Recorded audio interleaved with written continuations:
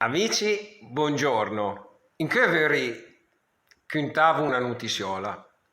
Tan vi ricordi sempre di iscriversi al mio canale YouTube dove ghin tutti i video in milanese.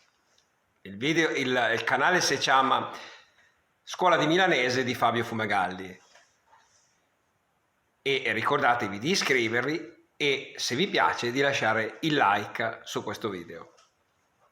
Sotto il video che sarà anche scritto di quel che adesso vi conti, di maniera che potete confrontare la pronuncia con la grammatica scritta.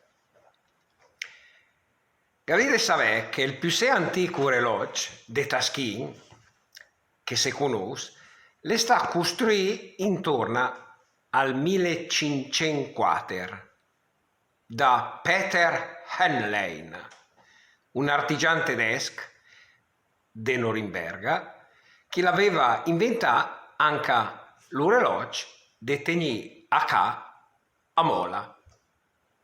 Ciao gente, alla prossima, se sento.